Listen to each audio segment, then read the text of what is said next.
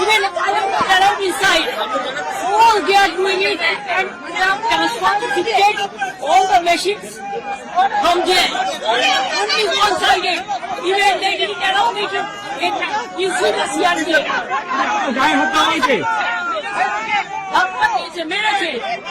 CRPF-এর সামনে। আর পুরো বাইরের বুথ বন্দি করে রেখে দিয়েছে।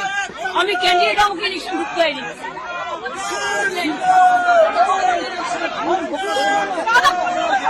বিজেপি এরা হচ্ছে দানবিক পার্টি। 100টা সিট লুট করেছে। 100 seat they looted and cheated, and this election commission is a BJP commission. Time to time complain lodge করেছি, ইভেন মনোজ আগরওয়ালকেও কমপ্লেন লজ করা আছে। I get my complain, I complained DO, I complained CO West Bengal, even I sent all the SMS to Manoj Agarwal, but they are not doing anything. Even they didn't allow me to see my issue. See my card, they are not allowing me also. Do you think it is winning? It's a immoral victory, not moral victory. Immorally, whatever election commission has done with the central forces and prime minister and home minister, it is totally illegal, and we will ask for counter mandate.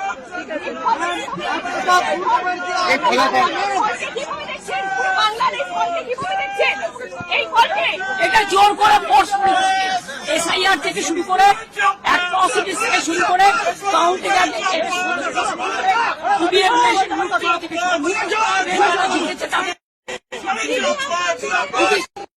লুট লুট লুট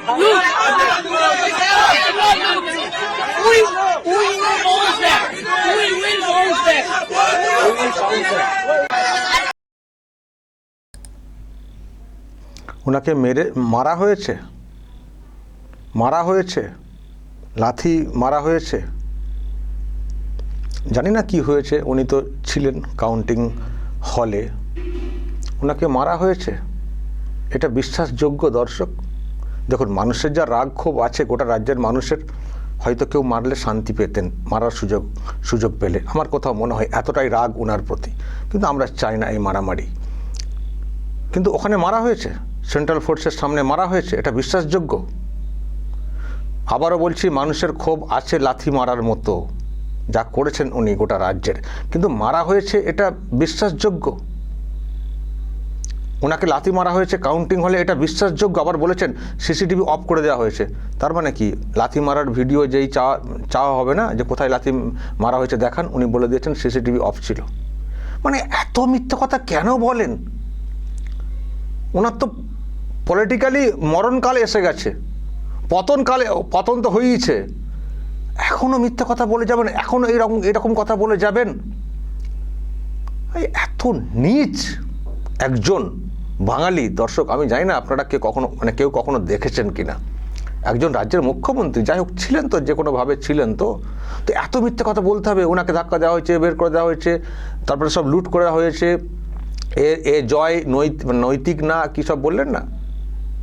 মানে খুব কষ্ট হচ্ছে না এটা মেনে নিতে? খুব আরামে ছিলেন তাই তো, ওই খেলামেলা করে বেশ মানে এ করে সে করে খুব বেশ গোটা পরিবার মিলে খুব আরামে ছিলেন। অনেক সব প্লট হয়ে গেছিলো বাড়ির সব লোকজনদের, আপনিও বেশ ভালো মজাতেই ছিলেন। বলেন ওই স্যান্ডেল চটি পরি, শুনেছি স্যান্ডেলের প্রচুর দাম, শাড়ি যেগুলো পরেন তারও সব প্রচুর দাম। আজকে তো সেই মানে একেবারে কাজের মাসির মতো করে চলে এসছেন, তো মানে খুব কষ্ট হচ্ছে না ক্ষমতা ছাড়তে? খুব কষ্ট হচ্ছে, তাই মানতে সমস্যা। এত মানে 200+ বিজেপি জিতেছে, ওরা 100 যেতে পারেনি টিএমসি। সেটা তো বলছেন জোর করে 100 নাকি লুট করা হয়েছে, 100 সেন্টার লুট হয়ে গেছে। তো রিকাউন্টিং করান না, 100 লুট। মানে ভাবুন দর্শক, কি কার মানে পাল্লায় আমরা পড়েছিলাম 15টা বছর। এই যে রাজ্যের এরকম দশা কেন? তো আচরণে দেখতে পাচ্ছেন তো, খুব কষ্ট হচ্ছে ক্ষমতা থেকে চলে যেতে, খুব কষ্ট হচ্ছে। যাওয়ার পথে আসলে দর্শক যে খবরটা পাচ্ছি, ভবানীপুরে উনি তো এগিয়েছিলেন, ওই মুসলিম ওয়ার্ডের কাউন্টিংয়ে এগিয়েছিলেন। এখন যেহেতু অন্য ওয়ার্ডের এগুলো আসছে, তো যে রাউন্ডগুলো শুরু হয়েছে, এবার উনি হাঁটছেন, হাঁটতে হাঁটতে উনি পিছিয়ে পড়েছেন। ভবানীপুরেও শুভেন্দু অধিকারী এগিয়ে যাচ্ছেন, আর কয়েক রাউন্ড বাকি আছে, যেটা মনে করা হচ্ছে ওখানেও উনি হারছেন, মানে শুভেন্দু অধিকারী জিতছেন। যেই দেখছেন উনি ওনাকে পার করে শুভেন্দু অধিকারী এগিয়ে চলে গেছেন, উনি বাইরে বেরিয়ে এসে এইসব ড্রামা করেছেন। শুভেন্দু অধিকারী নন্দীগ্রামে জিতেছেন, ভবানীপুরে জিতবেন, এবং শুভেন্দু অধিকারী যে কথাটা বারবার বলে আসতেন যে ওনাকে প্রাক্তন করেই ছাড়বো, প্রাক্তন তো হচ্ছেনই, এবং ওনাকে মানে প্রাক্তন এমএলএ পর্যন্ত করে দেওয়া হচ্ছে।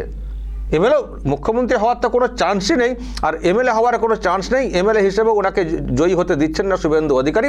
ব্যাস, মাথা খারাপ হয়ে গেছে, হাই কী হলো, কিছু একটা বলতে হবে, বলা হচ্ছে নৈতিক জয় না, অমক না তমক না, বাইরে বেরিয়ে এসে এরকম চিৎকার চেঁচামেচি করেছেন। এটা বিশ্বাসযোগ্য? যান ভাগুন তো, ফাইট ব্যাক করবেন। কি ফাইট ব্যাক করবেন? কোথায় করবেন? যান রাস্তায় বসে থাকুন, আর হবে না।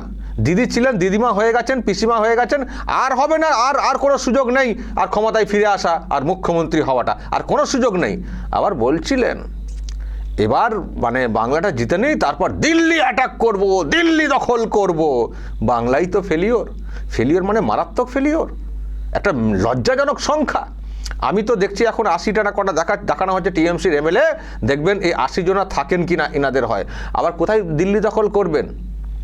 দিল্লিতে একটা সংসদে একটা বিল আনা হয়েছিল, মহিলা বিল, সেটা 2/3 সমর্থন প্রয়োজন ছিল, তো ওনারা সমর্থন করেননি।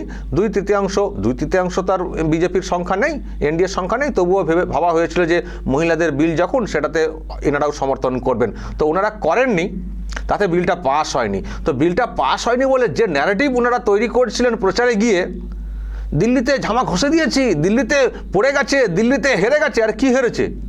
একটা বিল পাসের ব্যাপার ছিল, যেখানে 2/3 সমর্থন প্রয়োজন ছিল, আর সরকার চালাতে গেলে তো 2/3 দরকার হয় না, তো অর্ধেকের বেশি হলেই তো হয়ে যায়, তো অর্ধেকের বেশি তো এনডিএ তো আছে, তো শুধু বিলটা পাসের জন্য 3 ভাগের 2 ভাগ মানে এমপির সমর্থন প্রয়োজন আছে। তো ঠিক আছে, করেননি, বিল পাস হয়নি, আপনাদের মানসিকতা মানুষ বুঝে গেছেন যে মহিলাদের সংরক্ষণের জন্য চেষ্টা করা হয়েছিল, আপনারা করেননি, তো এতে বরং আপনারা হেরেছেন, মহিলাদের কাছে প্রশ্নের মুখে পড়েছেন।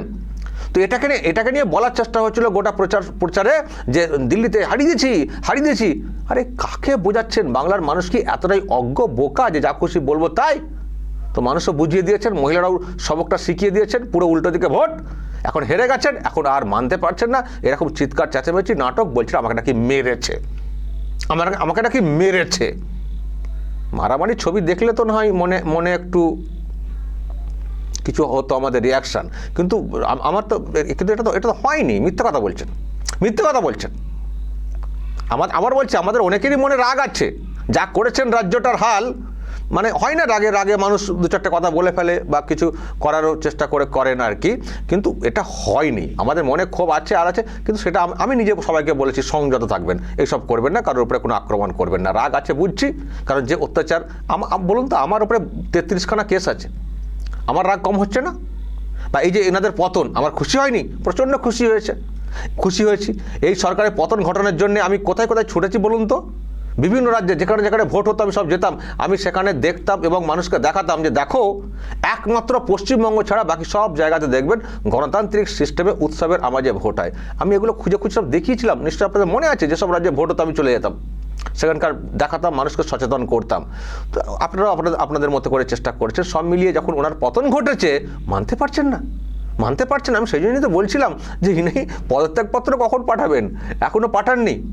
হ্যাঁ, 21 না 11তে বুদ্ধদেব ভট্টাচার্য ট্রেন দেখেই, আভাস দেখেই 4টের মধ্যে তিনি পদত্যাগপত্র পাঠিয়ে দিয়েছিলেন। উনি কেন পাঠাচ্ছেন না কেন? আরে আপনার যদি ম্যান্ডেট থাকে, আবার আপনি হয়ে যাবেন, কি ফের মুখ্যমন্ত্রী হয়ে যাবেন, তো পাঠাচ্ছেন না কেন? অ্যাটলিস্ট যেটা দেখছেন রেজাল্ট, তাতে পাঠাচ্ছেন না কেন? কি ভাবছেন পাঠালে যদি আর না মুখ্যমন্ত্রী হতে পারি, বা না পাঠালে মুখ্যমন্ত্রী থেকে যাব? আশা কম নয়, কিন্তু আপনার লজ্জা উচিত। এইরকম রেজাল্ট এসছে, আপনি এখন এখানে হুজ্জতি করছেন যে নৈতিকতা নেই, অমুক নেই, এই জয়ের অমুক তমক নিয়ে প্রশ্ন তুলছেন, লুট করা হয়েছে, আর পদত্যাগপত্র না পাঠিয়ে, মানে লজ্জা হওয়া উচিত। এই রেকর্ড হয়ে থাকবে, এই পুরো বিষয়টা, পর্বটা রেকর্ড হয়ে থাকবে যে মুখ্যমন্ত্রী কীরকম নির্লজ্জ। দেখুন, উনি মুখ্যমন্ত্রী নিয়ে চলে গেছেন কাউন্টিং সেন্টারে, সেখানে গিয়ে হারছেন, হারটা মেনে নেওয়া উচিত। ভবানীপুরের মানুষের রায়, এলাকার মানুষের রায়, এলাকার মানুষেরাই মাথা ব্যথা মেনে নেওয়া উচিত। বা যদি আপনার মনে প্রশ্ন থাকে আরও প্রসেস করবেন, সেটা না করে বাইরে বেরিয়ে এসে এরকম মিথ্যে কথা বলা, এই জন্যই তো না ওই প্রবাদটা খুব খাটে, কালীঘাটের ময়না সত্য কথা কয় না। তাই তো দেখছি আজকের দিনও এরকম কথা বলছেন, যেগুলো বলছেন মানুষ দেখছেন শুনছেন, কেউ মুচকে মুচকে হাসছেন, কেউ জোরে জোরে হাসছেন, কেউ বা দু চারটে মানে উগড়েও দিচ্ছেন। আমার ধারণা যে এতটা বেহায়াপনা করছেন, এতটা এইরকম। তাই তো বলছি, জানি না উনি কি করবেন, নবান্নে গিয়ে বসে পড়বেন কিনা। তবে নবান্নের চারিদিকটা শুনছি যে খুব নাকি সেন্ট্রাল ফোর্স দিয়ে ঘিরে দেওয়া হয়েছে, এবং নবান্নের থেকে কোনো কাগজপত্র ফাইল যাতে কেউ না বের করতে পারেন সেটা নিয়েও কিন্তু নজরদারি চালানো হচ্ছে। যিনি আছেন মুখ্য সচিব, উনি অর্ডার করেছেন পুরো নবান্নের চারিধারে ঘেরা, কেউ ফাইল ঢোকাবেন না, কেউ আনবেন না, কিছু আনার চেষ্টা করবেন না, প্রত্যেকের ব্যাগ চেক করা হচ্ছে, আর ওর চারিদিকে পুরো টাইট সিকিউরিটি করে দেওয়া হয়েছে। কারণ বলা যায় না ফটাম করে ঢুকে গিয়ে বসতে হবে 14 তলাতে, আমি নামবো না, আমি এই রায় মানি না। উনি তো কিছুই মানেন না, তো উনি না হাইকোর্ট মানেন না সুপ্রিম কোর্ট মানেন, কোনো কিছু মানেন? যখন কোনো অর্ডার হয় কিছু মানেন? এই যে এত অর্ডার হয়েছিল উনি কিছু মানেন? ডিরেক্টলি বিচারকদের বিরুদ্ধে, বিচারপতিদের বিরুদ্ধে কথা বলেন, ডিরেক্টলি কিছুই মানেন না। বলতেই পারেন আমি এই রায় মানবো না, আমি এই ভোটের রেজাল্ট মানি না, জ্ঞানেশ কুমার করে দিয়েছেন, অমুক তমক করে দিয়েছেন বলে হয়তো 14 তলাতে উঠে বসে থাকতে পারেন। সেই জন্য বলছি সেন্ট্রাল ফোর্সে যারা আছেন এই ভিডিওটা ভালো করে দেখুন এবং একটু নজর দিন। ফটাম করে ভোরবেলা দেখবেন সাদা কাপড় পরে কেউ না হঠাৎ করে উঠে চলে আসেন, উঠে চলে এলে 14 তলায় ঢুকে পড়লে ওনাকে নামানো কিন্তু খুব মুশকিল আছে, খুব মুশকিল আছে। ঢুকে বাইরে ভিতর থেকে দেখবেন খিল দিয়ে বসে থাকবেন, চলো বের কি দরজা ভাঙবেন না কি করবেন? কিন্তু প্রয়োজন হলে ভাঙতে হবে, মানুষের রায় অনুযায়ী সরকার গঠিত হবে, ভাঙতে হবে। সেই জন্য বলছি সুজিত বসুও তো নাকি হেরে গেছেন, তো দমকল মন্ত্রী কে হবেন সেটা পরের কথা। দমকলের যিনি ডিজি আছেন খবর দিয়ে রাখবেন, পাশাপাশি দমকল বাহিনীকে এনে রেডি করে রাখা। যদি উনি নামতে না চান, দরজা হয়তো যদি ভাঙা সামনে থেকে না যায়, জানালা দিয়ে উঠতে হবে, জানালা দিয়ে উঠে জানালা ভেঙে দড়ি টড়ি আনতে হবে, দড়ি টড়ি করে এনে বেঁধে, মানে এমন করবেন না চিপকে বসে থাকার চেষ্টা করবেন চেয়ারের সঙ্গে। খুব মোহ আছে না চেয়ারটাতে, কি মজা ছিল। হ্যাঁ, তো সুতরাং দুটো ব্যাপার আছে, একটা যে বাঁচার লড়াইটাও আছে ওনাদের, যা সব করেছেন দুর্নীতি, এবার তো জেলের দিকে ভাবতে হচ্ছে, হয়তো সেটাও মাথা খারাপ করে দিচ্ছে, আর একটা ক্ষমতার মোহ। তো যাই হোক, উনি হয়তো পদ ছাড়তে চাইবেন না, তাই বলছি যদি পদত্যাগপত্র পাঠান তো ভালো, আর যদি না পাঠিয়ে নবান্নে উঠে যান কোনো ক্রমে, নামানো কিন্তু খুব মুশকিল। তাহলে হয় গেটের কাছে খুব ভালো করে পাহারা দিতে হবে সেন্ট্রাল ফোর্সের লোকেদের, আর যদি উল্টোপাল্টা কোনো দিক দিয়ে, উনি তো অনেকবার যাতায়াত করেছেন, হয়তো ফাঁক ফোকর দিয়ে যদি কোনোভাবে ঢুকে পড়েন কাউকে লাইন করে, তাহলে দমকল বাহিনীকে খবর দিতে হবে, নাহলে কিন্তু ওনাকে নামানো খুব মুশকিল। যা দেখতে পাচ্ছি দর্শক, যা দেখতে পাচ্ছি, কত রঙ্গ দেখবো, সব ইতিহাস হয়ে থাকবে। আবারও বলছি, আমাদের রাজ্যে অনেকে মুখ্যমন্ত্রী হয়েছেন, প্রত্যেকের কোনো না কোনো অবদান আছে, মানুষ তাদেরকে ক্ষোভ বিক্ষোভ পরে এলেও তবুও কোনো কোনো কারণে স্মরণ করেন। কিন্তু ইনি যে ইতিহাস তৈরি করে গেলেন এই বাংলাতে, মানুষ হয়তো মনে থাকবে, ওই মানে অনেক সেই খারাপ শাসকদের মানুষ মনে করেন না বিভিন্ন ক্ষেত্রে, সেই টাইপের ভালো মন নিয়ে এই মানুষটির বিষয়ে কখনো কোনো মানুষ দেখবেন চর্চা করবেন না, যা করে গেছেন আর এখনও যা করছেন। দর্শক বলবেন যা বলার এবং নজর রাখবেন আরামবাগ টিভিতে।